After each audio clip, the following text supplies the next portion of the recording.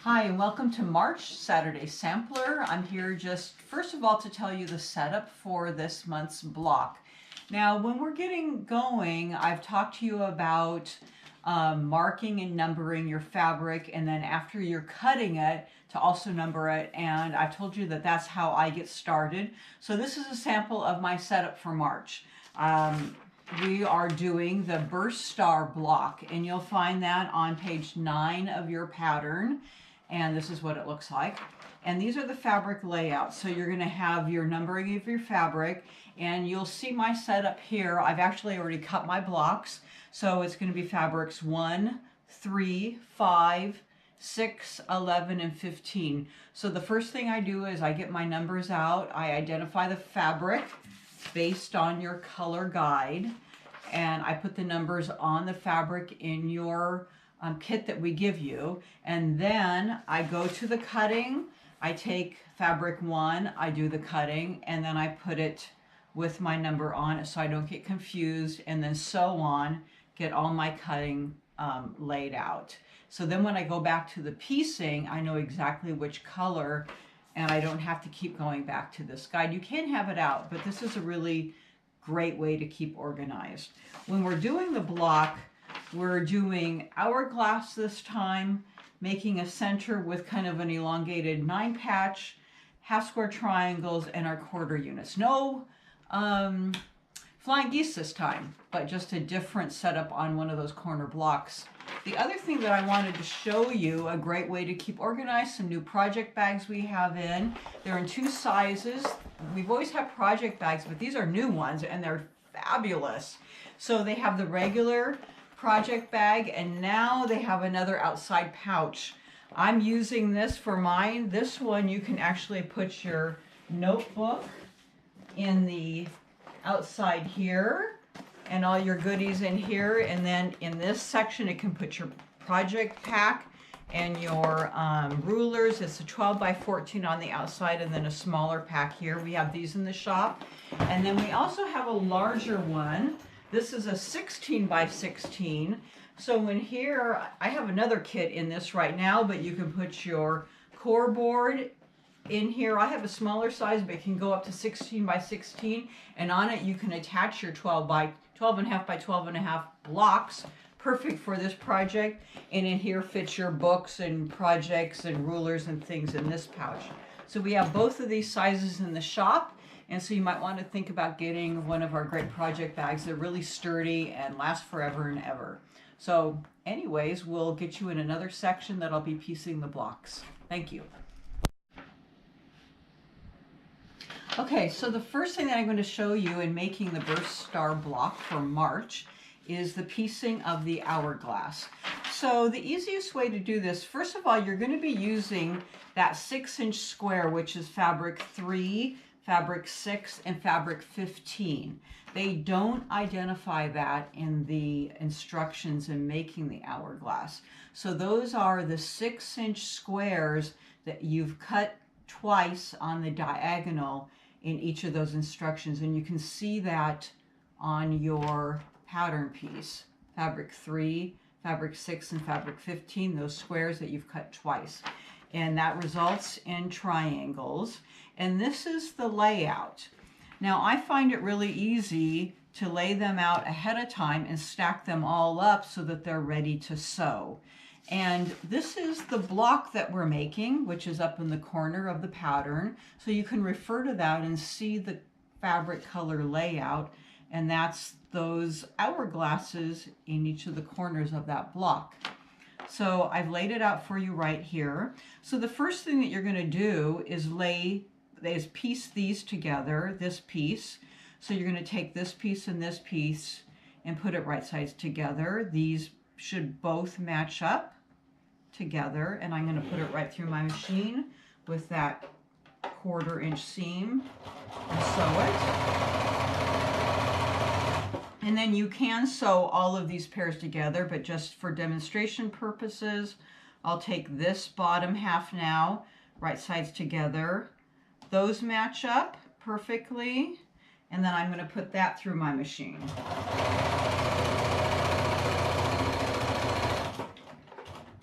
Now, when you're pressing these, you're going to press these all to the dark.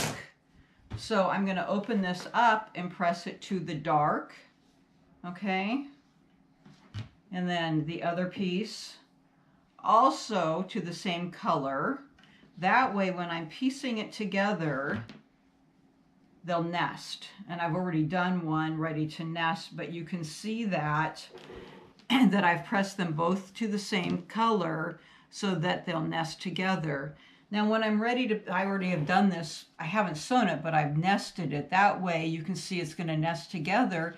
And these two pieces, if everything's worked out correctly, should be the same size.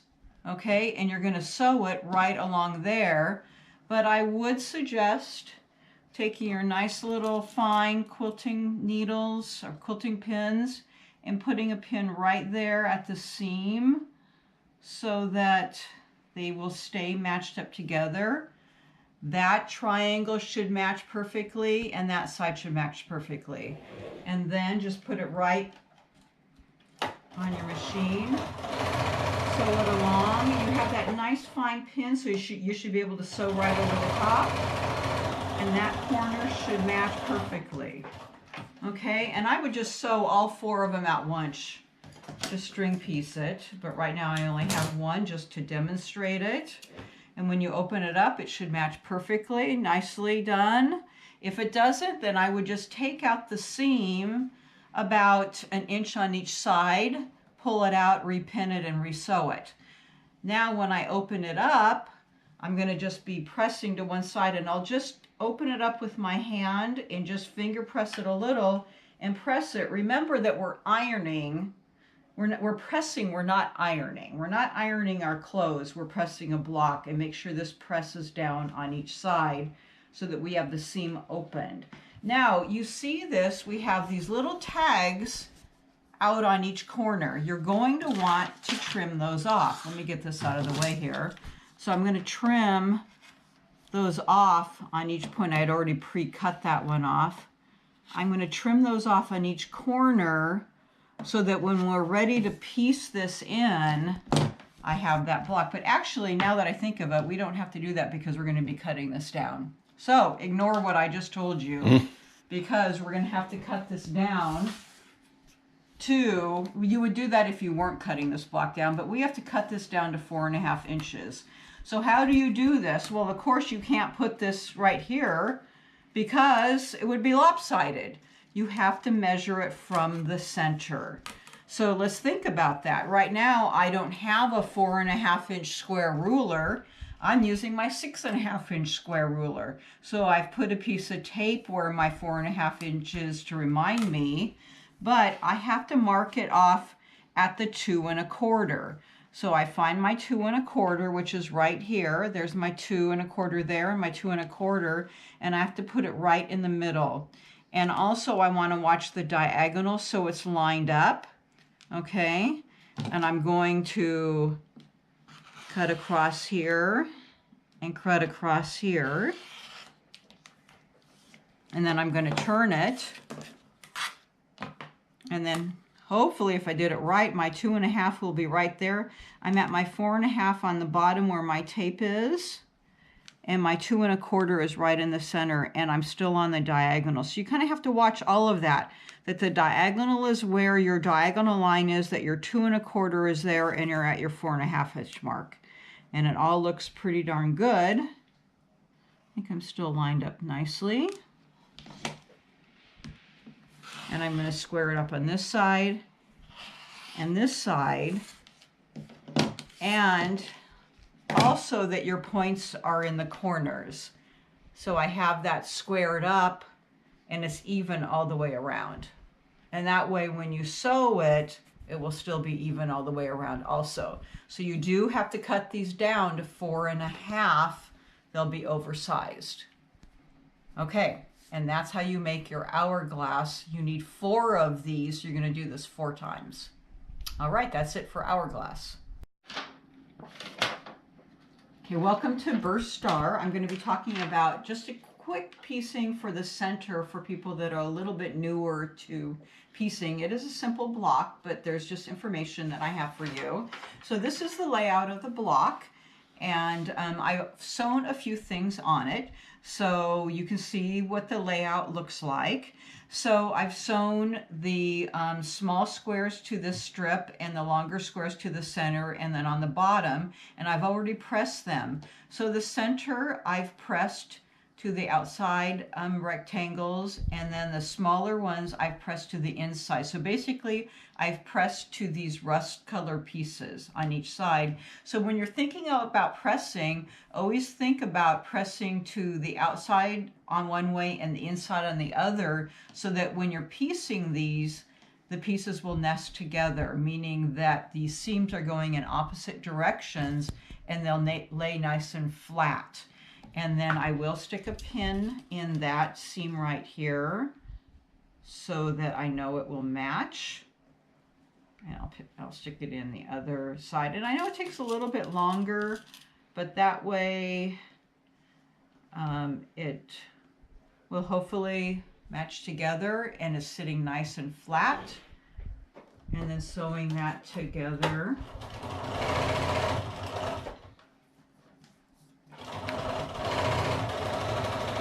Watching your seam allowance. And then pulling your pins and then doing it on the opposite side. And then I press afterwards. And the other thing that I want, some people were asking about, is spray starch. And I do often spray my blocks as I'm piecing them. So I'll just show you how I do it. And then I'll spray at times my smaller blocks like this if there's a lot of seams going on.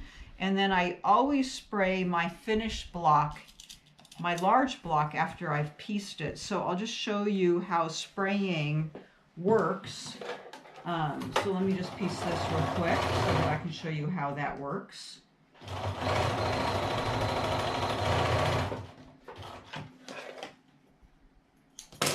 So I'll just pull the pins. So the first thing that I do is I do press, and I'm using the little clover iron. I really like it. It gets nice and hot. It does not have steam in it, so I do press dry, meaning no steam. And that way I don't stretch my block out at all. Because sometimes if you're using a lot of steam, your block may get stretched out of shape. So now I've pressed it flat. I can see that it looks nice and square. And then I'll take a little bit of my, this is spray alternative. We say spray starch, but it's really a spray alternative. We sell Best Press and Flatter at the shop. I really like Flatter. It gets a little bit flat, so I just spray it a little bit, and then I'll just press it. And it just helps it get nice and flat. So when I have a lot of seams, I'll just spray it. And then even though I might do individual blocks, after I have my bigger block pieced, I always spray the individual block after I've pieced it so that everything's sitting nice and flat. And I do make sure before I do that that all my seams are sitting in one direction on the back before I spray it on the top. So I like everything sitting nice and flat and crisp so that my blocks are really getting to the correct size and they look really crisp and sharp. And that's how you finish a block.